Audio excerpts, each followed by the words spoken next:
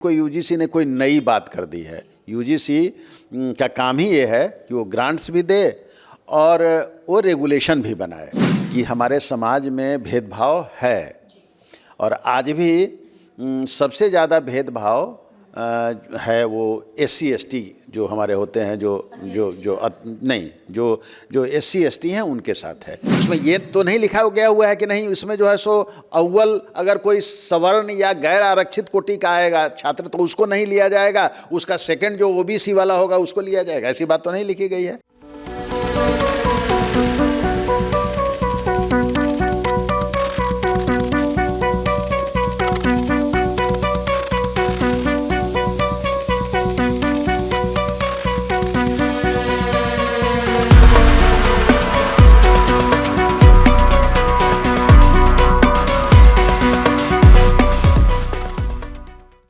नमस्कार, first look Bihar में मैं निशा श्री आप तमाम दर्शकों का स्वागत करती हूं।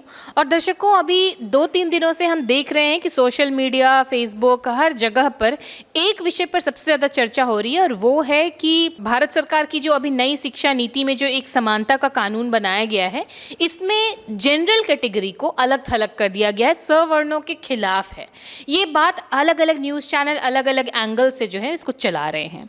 लेकिन फिर जब हमने इस जो पूरे ये जो पत्र हैं भारत गैजेट में जो आ चुका है या नियमावली, जब इसको पढ़ा तो इसमें बड़ी तरह की तकनीकी भाषाएं थी जिसको कि हम उतने अच्छे तरीके से समझ नहीं पाए। इसलिए आज हमने स्टूडियो में आमंत्रित किया है प्रोफेसर अरुण कुमार सिंह को, जो कि विस्तार से आसान भाषा में हमको और आपको समझाएंगे कि क्या है इसमें। देखिए, बहुत ही महत्वपूर्ण मुद्दा है और ये यूजीसी ने 13 जनवरी को इसको लाया है, जिसका नाम है promotion of equity in higher educational institutions regulations 2026।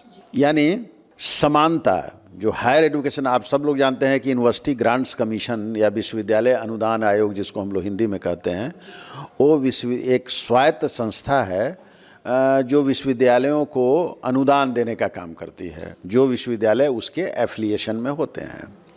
Naturally उसको रेगुलेशन बनाने का भी अधिकार प्राप्त है कि वो किस तरह से विश्वविद्यालय चलेगा, उसका रेगुलेशन भी वो बनाती है और उसने सैकड़ों रेगुलेशंस बनाए हैं, जिसमें एक रेगुलेशन यह भी है। तो कोई ऐसी बात नहीं है कि कोई यूजीसी ने कोई नई बात कर दी है। यूजीसी का काम ही ये है कि वो ग्रांट्स भी दे और वो रेगुलेशन भी बनाए। तो इस तरह का एक रेगुलेशन आया है। अब देखिए, इसमें इस पर जो चर्चा चल रही है उसमें सोशल मीडिया पर भी आप देखेंगे कि जो गैर आरक्षित कोटि के छात्र हैं वो या उनके अभिभावक, वे लोग बहुत ही चिंतित हैं और सोशल मीडिया पर लगातार चल रहा है कि ये उन लोगों के साथ बहुत बड़ा भेदभाव हो रहा है। तो इसको समझने की ज़रूरत है। देखिए, ऐसा है कि एक बात तो निश्चित है कि हमारे समाज में भेदभाव है और आज भी सबसे ज़्यादा भेदभाव है वो एससी एसटी जो हमारे होते हैं जो एससी एसटी हैं उनके साथ है। और एससी एसटी के साथ दुर्व्यवहार जो होता है वो शिक्षण संस्थानों में भी हो सकता है या हुआ है। अब जो कैटेगराइज लेकिन इसमें सिर्फ एससी एसटी को ही शामिल नहीं किया गया है, इसमें ओबीसी को भी शामिल किया गया है, महिलाओं को भी शामिल किया गया है, जिसमें कहीं कैटेगराइजेशन नहीं है, उसमें जो गैर आरक्षित महिलाएं हैं उनका भी समायोजन है। और फिर दिव्यांग जनों की भी बात की गई है, जिनको डिजेबिलिटीज़ है उनकी भी बात की गई है। तो वहाँ भी कोई रेखांकित नहीं किया गया हुआ है कि वो दिव्यांग जो है सो ओबीसी है और एससी एसटी के होंगे। मतलब कहने का मतलब है कि महिलाओं के लिए और दिव्यांग जनों के लिए, दिव्यांग जनों में सभी लोग उसमें शामिल हैं, उसमें कोई ये नहीं किया गया है। देखिए, एक चीज़ और हम लोग को समझने की ज़रूरत है कि अगर किसी के साथ डिस्क्रिमिनेशन होता है तो जो हितधारक हैं, जो इससे प्रभावित होने वाले लोग हैं, उसमें भी कैटेगराइजेशन नहीं है। यानी कोई छात्र भी हो सकता है, कोई छात्र हो सकता है, कोई शिक्षक भी हो सकता है, कोई डीन भी हो सकता है, या कोई जो है सो कार्यकारी उसका समूह है उसका सदस्य भी हो सकता है। इवन संस्था का प्रधान भी हो सकता है। यानी ये सब लोग को अगर किसी तरीके से उनके साथ कोई दुर्व्यवहार अगर हो रहा हो, किसी तरह से उनके साथ कोई भेदभाव हो रहा हो, तो ये सब लोग कंप्लेन कर सकते हैं। तो वहाँ पर बिल्कुल स्पष्ट है कि ऐसा नहीं है कि जनरल कैटेगरी का लड़का या जो गैर आरक्षित श्रेणी का जो छात्र है वो उस कंप्लेन करने में नहीं जा सकता है। तो एक इशू ये है। अब है कि एक समता समिति बनाने की बात की गई है। हमको ऐसा लगता है कि समता समिति में जो कैटेगराइजेशन किया गया उसमें लिखा गया बड़े स्पष्ट रूप से, मैं उसको पढ़ के सुनाना चाहता हूँ कि उसमें लिखा गया कि इसमें लिखा गया कि एससी, एसटी, ओबीसी, फीमेल और दिव्यांग जनों का प्रतिनिधित्व होना चाहिए। यानी चाहिए लिखा हुआ है, इसको गौर करने की ज़रूरत है।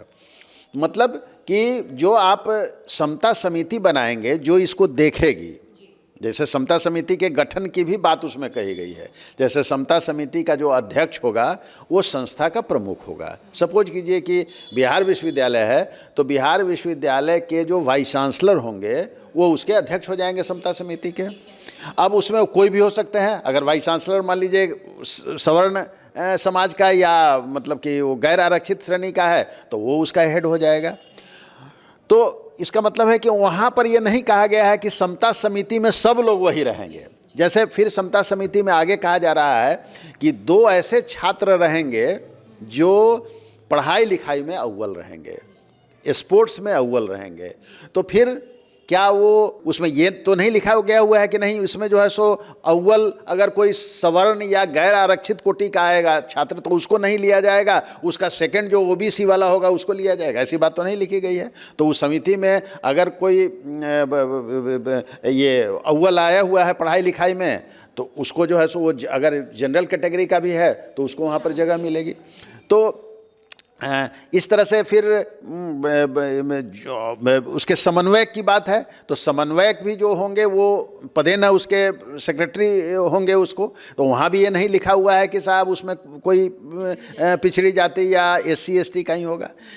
एक जगह जो सिर्फ मैंने अभी जिसको कोट किया है वहाँ पर सिर्फ ऐसा लग रहा है कि गैर आरक्षित श्रेणी के छात्र की चर्चा नहीं की गई है। वहाँ भी चाहिए शब्द लिखा हुआ है। चाहिए का अंग्रेजी शुड भी होता है, यानी होना चाहिए कि किनको किनको उसमें रखा जाना चाहिए। तो कह रहा है कि एससी को रखिए यानी शेड्यूल कास्ट को रखिए, शेड्यूल ट्राइब को रखिए, ओबीसी को रखिए, महिलाओं को रखिए और दिव्यांगजनों को रखिए। वहाँ पर अगर आप ये लिख देते उसके साथ ही भी जोड़ देते कि नहीं साहब उसमें एक प्रतिनिधि जो जनरल कैटेगरी का है, जो गैर आरक्षित कोटे का है, उसका भी एक प्रतिनिधि रखा जा सकता है या रखा जाना चाहिए, तो कोई बात ही नहीं होती। तो हमको लग रहा है कि ये बहुत ही माइनर बात है कि ऐसे भी अगर आप देखें तो क्या अगर उस समिति में एक सवर्ण छात्र या गैर आरक्षित कोटि का छात्र अगर एक पहुंच ही जाएगा तो क्या कर लेगा वो? क्योंकि समिति में तो बाकी बहुत सारे लोग उसमें रहेंगे। कम से कम अगर सबको मिला दिया जाए तो 10 लोग उस समिति में हैं, तो 10 लोग में एक अगर उसमें चला ही जाता है कोई तो तभी भी तो 9-1 का फासला है ना। तो इसलिए ये बहुत हमको लगता है कि ऐसा मुद्दा नहीं है जिसको इतना ज़्यादा इस पर ये किया जा रहा है। हाँ, निश्चित रूप से जब आप समता की बात कहते हैं तो ऐसा देखा गया है कि गैर आरक्षित छात्र छात्राओं के साथ, तो छात्राओं को तो आप शामिल कर रहे हैं उसमें, लेकिन गैर आरक्षित छात्रों के साथ भी अन्याय होता है। ऐसा नहीं है कि उसके साथ अन्याय नहीं होता है, उसके साथ भी अन्याय होता है। तो उसके साथ अन्याय होगा तो आप ये तो कह रहे हैं कि वो कंप्लेन करेगा, उसमें उसको आप छूट दे रहे हैं, लेकिन अगर उसका रिप्रेजेंटेटिव भी एक वहाँ हो जाएगा तो इसमें क्या किसी को कठिनाई हो सकती है? तो देखिए, एक बात तो ज़रूर है कि समाज जो है वो समाज में आज भी एससी एसटी के साथ उस तरह का व्यवहार नहीं हो रहा है जो होना चाहिए। इसमें तो कहीं किसी को दो मत नहीं होना चाहिए। थोड़ा उनको एजुकेशनल इंस्टीट्यूशंस या दूसरे जगह भी थोड़ा उनको जो है सो एक देखा जाता है कि ऐसा एक जो है सो एक ये दिमाग से कमज़ोर हैं या ये एक परसेप्शन है। ऐसा है कि नहीं है बहुत कहना मुश्किल है, लेकिन एक परसेप्शन है। IITs में भी आप देख रहे हैं कि सुसाइड्स होते हैं। अब हम लोग के पास आंकड़े नहीं है कि उस सुसाइड्स में कितने जनरल कैटेगरी के लड़के करते हैं और कितना SC ST या OBC के छात्र करते हैं, ऐसा कोई आंकड़ा नहीं है। लेकिन सुसाइड्स हो रहे हैं। तो सुसाइड्स क्यों हो रहे हैं? तो नेचुरली हो सकता है कि उनको टॉर्चर किया गया हो सकता है उनको कहा जा रहा हो कि तुम ठीक से पढ़ते नहीं हो, तुमको समझ में नहीं आता है, या बार बार वो फेल कर रहे हों अपनी कमजोरी के कारण। तो ये सब चीज़ें होती हैं, और इसको अगर रेगुलेट करने के लिए कोई आप इस तरह का कोई एक समता समिति बनाकर और उसको चाहते हैं आप कि नहीं साहब इसको रेगुलेट किया जाए, इसमें कमी लाई जाए, तो हमको लगता है कि इसका विरोध नहीं किया जाना चाहिए। हाँ, इस बात के लिए ज़रूर कह सकते हैं कि भाई एक जब आप कोई समता समिति बना रहे हैं, नाम ही आपने दिया है समता समिति, तो जब समता समिति आप बना रहे हैं तो फिर क्यों सेग्रीगेट कर रहे हैं गैर आरक्षित छात्रों को, या जिनको आरक्षण नहीं मिला हुआ है वैसे छात्रों को क्यों आप 10% उनको रिजर्वेशन दिए ही हुए हैं? मतलब आप मानते हैं कि वो आर्थिक रूप से कमज़ोर हैं, जो सवर्ण भी हैं। तो जो आर्थिक रूप से कमज़ोर आप मान के आपने 10% उसको रिजर्वेशन दिया है, तो अगर उसको आप उस समिति में एक सदस्य वो भी अगर जाएगा तो फिर आपको क्या परेशानी हो सकती है? इसलिए बहुत बड़ा मुद्दा नहीं है, इसको पॉलिटिकल और राजनीतिक रंग इसको नहीं दिया जाना चाहिए। हम लोगों को इस बात को ध्यान रखना चाहिए कि 2016 में ही जो हैदराबाद विश्वविद्यालय में जो रोहित वेमुला थे, जो PhD के स्कॉलर थे, उन्होंने जो है सो सुसाइड करके जान दी थी। तो ये घटनाएं, वो भी शेड्यूल कास्ट के थे वो। तो इस तरह की घटनाएं घटती हैं, और उन घटनाओं को रोकने के लिए अगर UGC ने कोई रेगुलेशंस बनाया है तो उसका स्वागत किया जाना चाहिए, न कि सोशल मीडिया के माध्यम से गलतफहमी फैलाने की। हाँ, मांग हमारी ज़रूर होनी चाहिए कि नहीं साहब आप जो है सो समता समिति में आप उनको भी एक जगह दें, लेकिन ये इस तरह के रेगुलेशन का स्वागत किया जाना चाहिए, ताकि ये जो भेदभाव अगर कहीं भी हो रहा हो, किसी के साथ भी हो रहा हो, गैर आरक्षित के साथ हो रहा हो, आरक्षित के साथ हो रहा हो, तो वो जो भेदभाव है, चूँकि भेदभाव होता है, डिस्क्रिमिनेशन है, उनको टॉर्चर किया जाता है, और उनको कई तरह से जो है सो हम लोगों ने देखा है कि बहुत सारे लोग PhD में पैसा मांगते हैं कि भाई पैसा दो तब तुमको PhD हम कराएंगे, तब हम तुम्हारा भाईवा होने देंगे। ये सब बात एक आम बात है।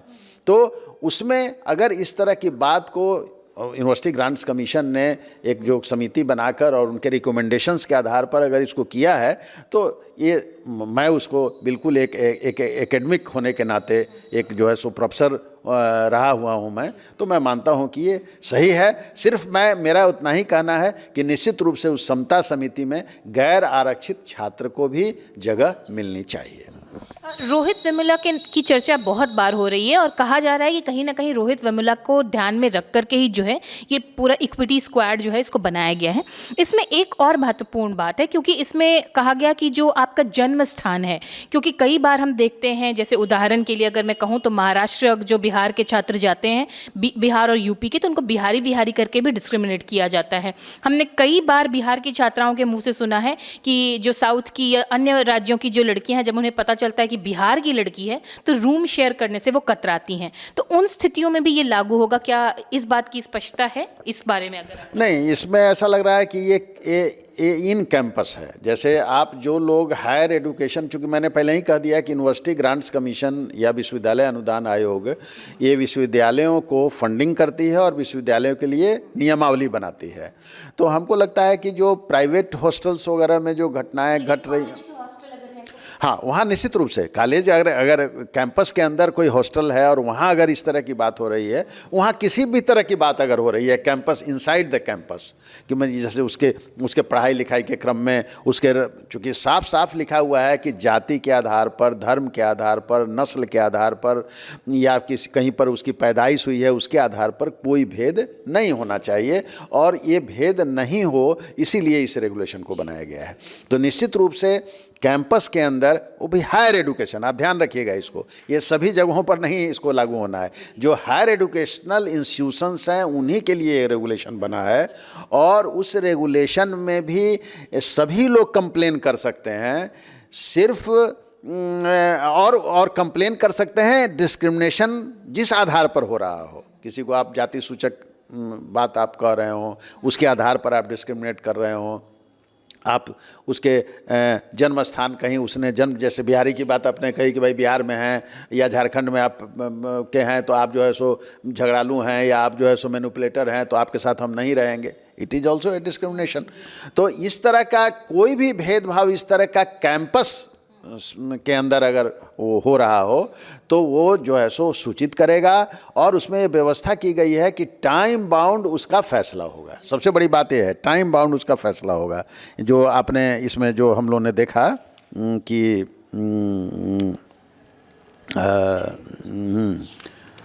ये टाइम बाउंड होगा कि ये जब जैसे ही वो ऑनलाइन कंप्लेन करेगा तो 24 घंटे के अंदर उसको जो है सो उसकी बैठक हो जाएगी। फिर 15 कार्य दिवसों में उसको पीड़ित व्यक्ति के साथ व्यक्ति वो जो प्रतिवेदन बनेगा उसको पीड़ित को भी भेजा जाएगा और उस पर कार्रवाई होगी। तो कहने का मतलब है कि एक टाइम बाउंड, पहले था कि इसमें व्यवस्था नहीं थी कि आखिर वो कहाँ जाए। रैगिंग कमेटी वगैरह बनी हुई थी, लेकिन रैगिंग ही एक सवाल नहीं है, रैगिंग भी एक पक्ष है जिस पर कि आपने बहुत स्ट्रिक्ट कानून बनाए हुए हैं और उसका असर भी हुआ है, लेकिन उसके बावजूद भी अभी भी रैगिंग बिल्कुल रुका नहीं है।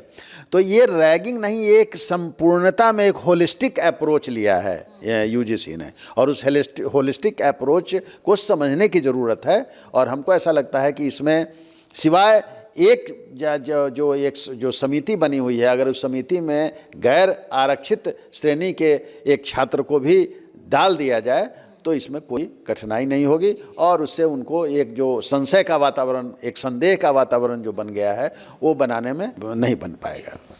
एक फेसबुक पोस्ट की भी मैं चर्चा आपसे करना चाहूँगी, अगर आप उसको स्पष्ट कर दें, क्योंकि हमने एक फेसबुक पोस्ट देखा जिसमें लिखा था कि जो द्रोणाचार्य हैं ये द्रोणाचार्य के खिलाफ है ये कानून, और इसमें अब एकलव्य से आप अंगूठा नहीं मान पाएंगे अब द्रोणाचार्य। अगर इस बात को स्पष्ट करें, क्या सचमुच में जो कॉलेज प्रोफेसर्स हैं उनके अगेंस्ट है ये?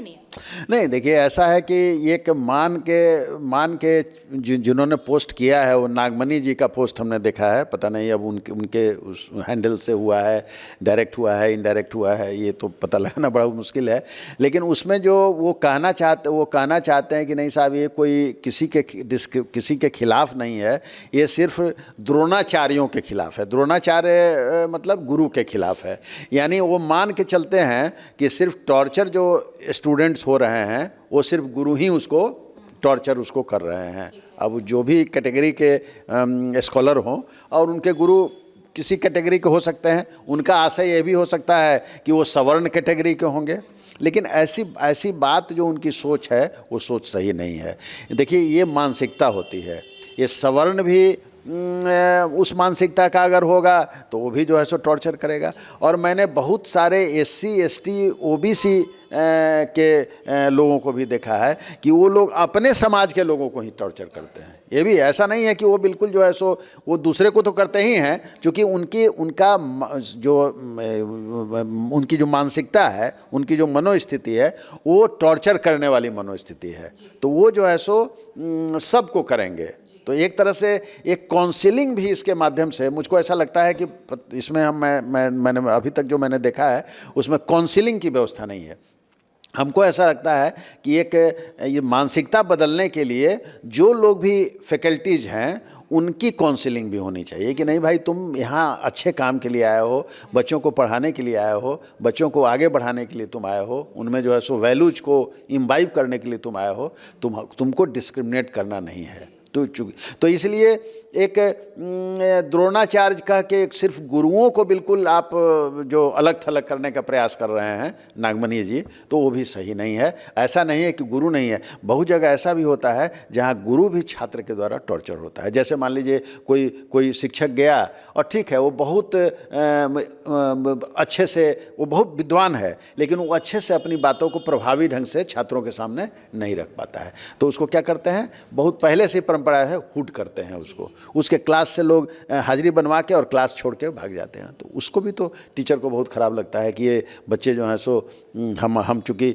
इतना हम विद्वान हैं, हम जानते हैं, लेकिन हम चूँकि ठीक से समझा नहीं पा रहे हैं या हम नहीं वहाँ तक पहुँच रहे हैं, तो इसलिए ये बच्चे हमको जो है सो इग्नोर करते हैं। तो ऐसा नहीं है कि टॉर्चर सिर्फ, हाँ ठीक है, ज़्यादातर स्टूडेंट्स होते होंगे, लेकिन ऐसा नहीं है कि टीचर टॉर्चर नहीं होता है।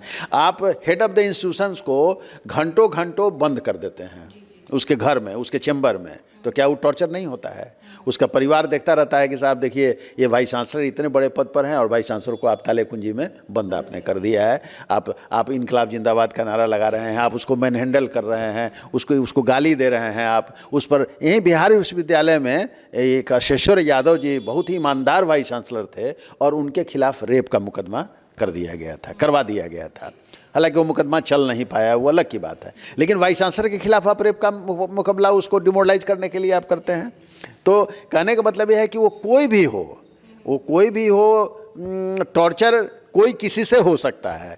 इसमें जो संस्थान प्रमुख हैं उनको भी शामिल किया गया कि अगर उनके ऊपर भी आरोप है तो उनके ऊपर भी कार्रवाई होगी। और ऐसी स्थिति में क्या, अगर इस बार अगर संस्थान प्रमुख हैं अगर और उनके विरुद्ध कोई कंप्लेन हुआ है तो वो उस समिति में उस समय वो समिति से हट जाएंगे, और जो समन्वयक हैं, जो उस समिति के कोऑर्डिनेटर हैं, वो जो कि इसके पदेन सेक्रेटरी भी हैं, उनको अध्यक्षता करने का अधिकार मिल जाएगा। यानी कहने का मतलब है कि किसी कारण से कार्रवाई रुकेगी नहीं, कार्रवाई बिल्कुल चलेगी और टाइम बाउंड एक कार्रवाई होगी, समयबद्ध कार्रवाई होगी और समयबद्ध कार्रवाई करके उसका निराकरण करने का प्रयास किया जाएगा। तो ये तमाम जानकारियां थीं जो अभी नई शिक्षा के ऊपर जो ये अधिनियम लाया गया है, ये जो कानून लाया गया है, और इसको जो एक तरह से सीधे रूप से जो मीडिया चैनल्स चला रहे हैं कि सवर्णों के खिलाफ है, तो ये पूरी तरह से सवर्णों के खिलाफ नहीं। हाँ, इसमें मेंशन नहीं है कुछ क्षेत्रों में, जिसके बारे में प्रोफेसर साहब ने अभी हमें आप सबके सामने बड़े स्पष्ट और आसान भाषा में इसको समझाने का प्रयत्न किया है। तो इस पूरे मामले को हमारे सामने रखने के लिए आपको आपको भी बहुत धन्यवाद कि ये बहुत ही महत्वपूर्ण मसला है और इसको लोगों को संजीदगी के साथ इसके बारे में विचार करना चाहिए। धन्यवाद। तो इसी के साथ इस चर्चा को यहीं देते हैं विराम। आपकी इस मसले पर क्या राय है, ये हमारे कमेंट बॉक्स में आप ज़रूर लिख करके बताइएगा। फिलहाल के लिए दीजिए इजाज़त। आप देख रहे थे फर्स्ट लुक बिहार। धन्यवाद।